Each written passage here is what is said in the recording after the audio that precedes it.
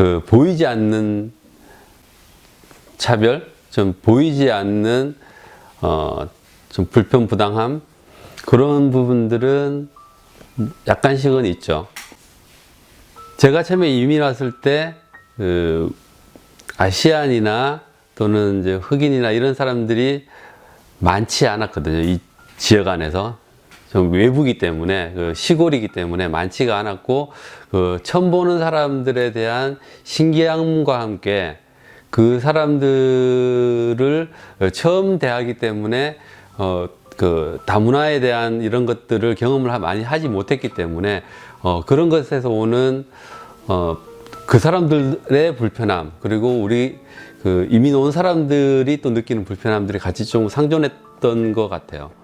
한 번은 이제 주유를 하러 갔었는데, 한 초등학교 가기 전 나이 정도 되는 애들이 타고 있었고요. 그 아주머니가 기름을 넣고 있었는데, 그 애들이 차 뒤에 유리로 나를 보면서 그 아시안들을 표현할 때 하는 그 눈을 이렇게 약간 찢는 행위, 뭐 그런 행위를 하고 지들끼리 좀 킥킥대고 웃는 경우가 한 번 있었어요.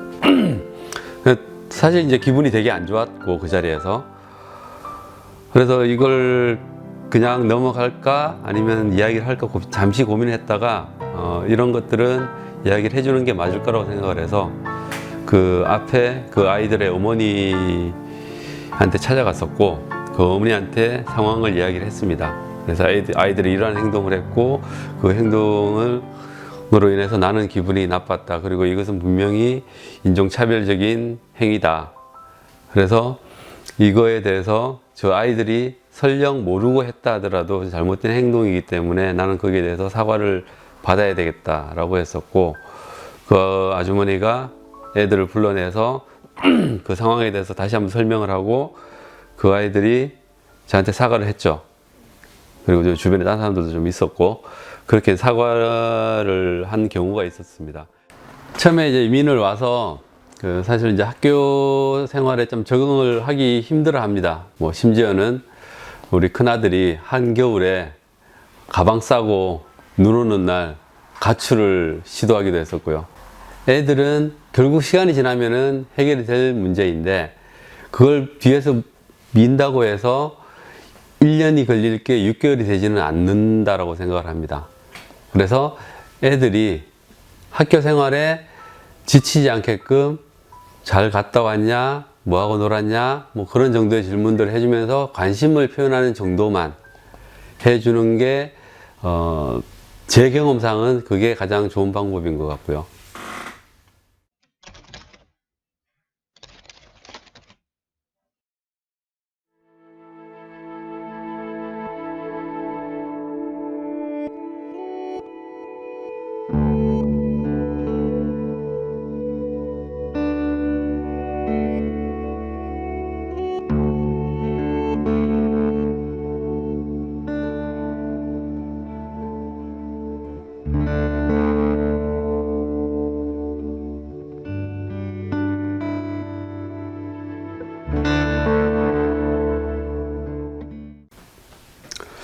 우리 큰애가 지금 대학생인데, 그 애가 이제 대학을 갈 때 진로가 명확하고, 그리고 장학금을 많이 주는 과를 선택을 해서 가게 됐어요. 뭐 그런 쪽으로 가도록 부모들이 약간 유도를 한 측면도 있었고요.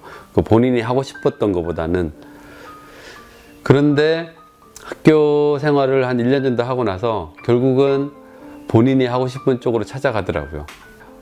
학교를 선택해야 되는 그런 상황이 된다라면은 아이들한테 맡겨두는 게 맞지 않을까 생각을 합니다.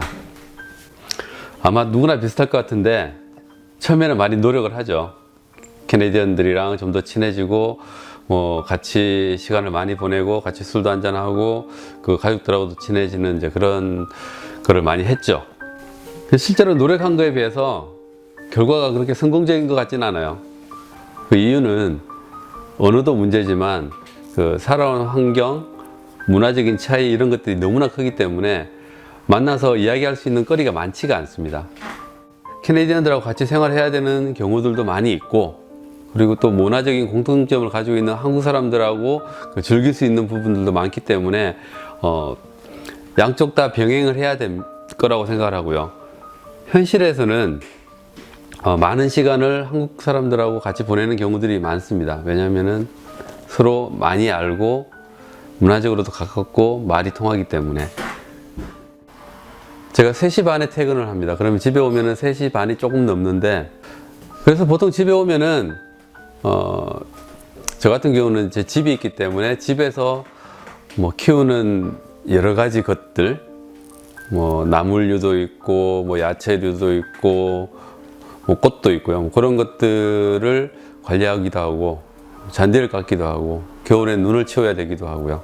그리고 이제 그런 것들이 끝나고 나면은 보통은 이제 와이프랑 동네 산책을 많이 갑니다. 동네 산책 가서 1시간 좀 넘게 동네를 이제 걷고요. 그렇게 걷고 나서 집에 와서 TV 보고 가끔은 이제 음주를 하기도 하고요. 뭐 그렇게 시간을 보냅니다. 너무 오래 기다린다라는 겁니다. 단지 응급실에 가서 기다리는 시간뿐만 아니라 내가 어떤 지병이 있을 때 그 지병을 치료하기 위해서 예를 들어서 뭐 수술을 해야 된다라든가 이런 것들이 있을 때 그 기다리는 시간이 너무 길 수 있습니다. 한 달이 될 수 있고 1년이 될 수 있고 몇 년이 될 수도 있습니다.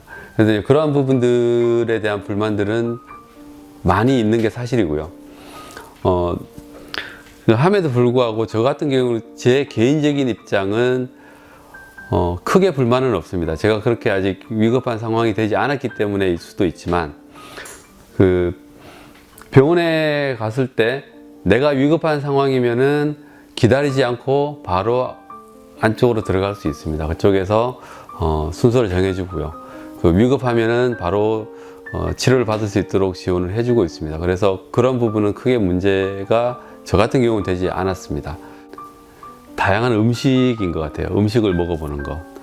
여기 와서 좀 제한적인 음식을 먹을 수밖에 없는 상황이기 때문에 이제 그러한 부분들이 좀 가장 그립고요.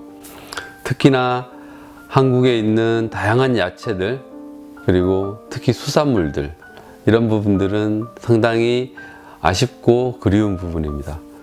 다시 이런 상황이 주어져서 이민을 올까 말까 선택을 해야 되는 상황이라면 저는 100% 다시 옵니다.